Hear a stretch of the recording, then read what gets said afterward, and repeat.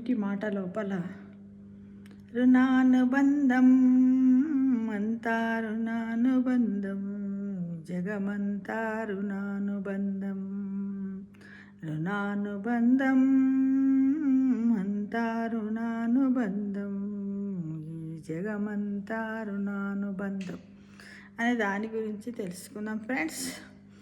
అయితే శత్రువులు పుత్రులు, తటస్థ పుత్రులు, సేవా తత్పరత ఉన్న పుత్రులు. వాస్తవాలను గ్రహించి వాస్తవాలను తెలుసుకొని ఎంత వీలైతే అంత మంచి కర్మలు చెయ్యండి.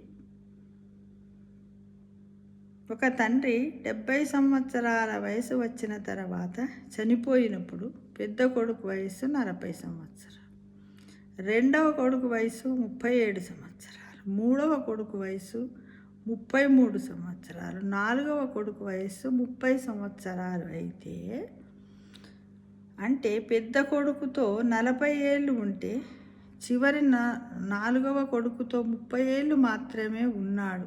ఎందుకు? మీ అనుభవంలో ఒక సంతానం ఏదైనా కోరితే డబ్బు లేకున్నా అప్పు చేసి వారి కోరిక నెరవేరుస్తాం. కానీ మరో సంతానం ఏదైనా కోరితే చేతిలో డబ్బులున్న వాడి కోరిక తీర్చాలనిపించదు. ఎందుకని? అలాగే కొంతమంది విషయములో ఎక్కువ ప్రేమ చూపిస్తాము. ఎందుకని? చదవండి, తెలుసుకోండి. అదేంటో మనకు పూర్వజన్మ కర్మ వలననే ఈ జన్మలో తల్లి, తండ్రి, అన్న, అక్క, భార్య, భర్త, ప్రేమికుడు, ప్రియురాలు, మిత్రులు, శత్రువులు, మిగతా సంబంధాలు ఈ ప్రపంచంలో మనకు లభిస్తాయి. ఎందుకంటే మనము వీళ్లకు ఈ జన్మలో ఏదో ఒకటి ఇవ్వవలసి లేదా తీసుకొనవలసి రావచ్చు. మనకు సంతాన రూపంలో ఎవరెవరు వస్తారు? మనకు పూర్వజన్మలో సంబంధం ఉన్నవాళ్ళే ఈ జన్మలో సంతాన రూపంలో జన్మిస్తారు. వాటిని మన శాస్త్రాల ప్రకారము 4 రకాలుగా ఉన్నట్లు చెబుతున్నారు.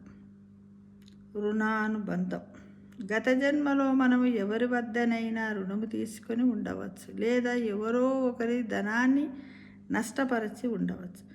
అటువంటి వాళ్ళు మీకు సంతాన రూపంలో జన్మించి లేదా ఏదైనా వ్యాధి రూపంలో వచ్చి మీ వద్ద ఉన్న పూర్తి ధనము ఖర్చు అయ్యే వరకు ఉండి ఆ పాత ఖర్చులు సరిసమానమయ్యే వరకు మనతోనే ఉంటారట. ఇక శత్రువులు పుత్రులు. మన జన్మలో శత్రువులు మనపై వారు తమ కక్షను తీర్చుకోవటానికి మన ఇళ్లలో సంతాన రూపంలో తిరిగి పుడతారట. అలా పుట్టి తల్లిదండ్రులతో పెద్దయ్యాక కొట్లాటలు, నానా గొడవలు చేస్తారట. జీవితమంతా ఏదో ఒక విషయంలో ఏడిపిస్తూనే ఉంటారట. ఎల్లప్పుడూ తల్లిదండ్రులను నానాయాతన పెడుతూ వాళ్ళ పరుగు తీసి వాళ్ళను దుఃఖితులను చేస్తూ ఆనందపడుతూ ఉంటారట.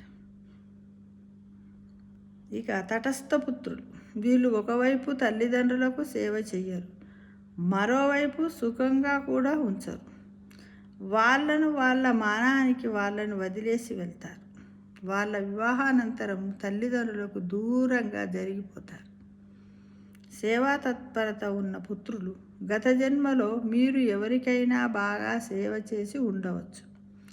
ఆ రుణాన్ని తీర్చుకోవటానికి మీకు కొడుకు లేదా కూతురు రూపంలో ఈ జన్మలో వస్తారు.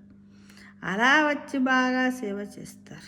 మిగతా గతంలో ఏది చేసుకున్నారో ఇప్పుడు అదే సంప్రాప్తిస్తుంది. మీరు గత జన్మలో ఎవరికైనా సేవ చేస్తే ఈ జన్మలో మన ముదుసలితనంలో మన సేవ చేస్తారు. లేకపోతే మనకు వృద్ధాప్యంలో గుక్కెడు నీళ్లు పోసేవారు కూడా మన వద్ద ఉండరు. ఇది పూర్తిగా మనుషులకు మాత్రమే అమలవుతుంది అని అనుకోవద్దు. ఈ ఎలాంటి విధంగానైనా పుట్టవచ్చు. ఒకవేళ మీరు ఒక ఆవుకి నిస్వార్థమైన సేవ చేసి ఉండవచ్చు. వాళ్ళే మీ కొడుకు లేదా కూతురుగా మీ ఇంట పుట్టవచ్చు. ఒక ఆవుకి తన దూడకు సమంగా పాలు నీయకుండా దూరంగా ఉంచిన పాపానికి వాళ్ళ కొడుకు లేదా కూతురు మీ ఇంట పుడతారు. ఆవులకు దూడలు మామూలుగా ఆవులకు పాలు పిండాలంటే ముందు దూడని వదిలేసి దూడ కొన్ని పాలు తాగిన తర్వాత కట్టేసి పిండేసుకుంటారు కదా. అయితే అక్కడ ఒకవేళ తక్కువ పాలు తాగనిస్తే ఈ విధంగా కూడా పుడతారట. మీరు ఏదైనా నిరపరాధి జీవిని సతాయించారనుకో, వాళ్ళు మీకు శత్రు రూపంలో పుట్టి మీతో తన గత శత్రుత్వం యొక్క కక్షను తీర్చుకుంటారు.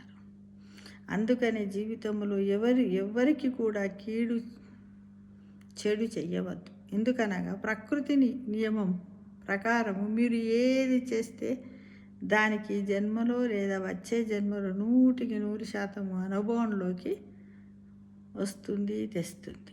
ఇవేంటంటే రిటర్న్ గిఫ్ట్స్ అయిపోయి ఎవరన్నా మన కట్నం పెడితే మళ్ళీ వాళ్ళ కట్నం పెట్టి వాళ్ళ రుణం తీర్చుకుంటాం కదా. అలానే మనం ఏది మంచి చేస్తే మంచి, చెడు చేస్తే చెడు వస్తుంది. ఇవన్నీ కూడా రిటర్న్ గిఫ్ట్స్ ఫ్రెండ్స్.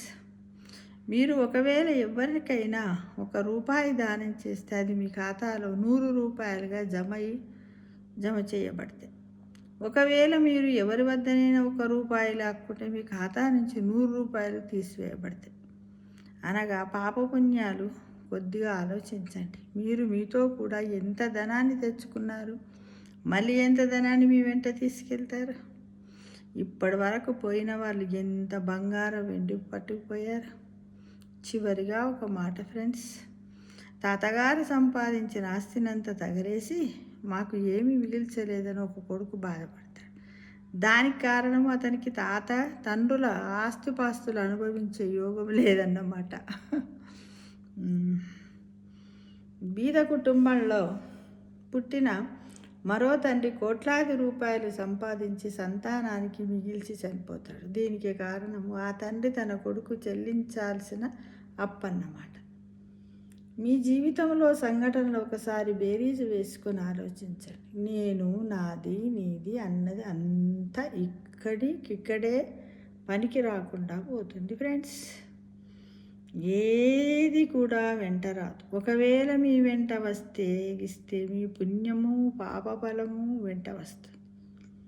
జీవితమన్నా సంసారమన్నా ఏదైనా అనండి, అంత రుణానుబంధమే అని మీరు తెలుసుకోండి మిత్రమా.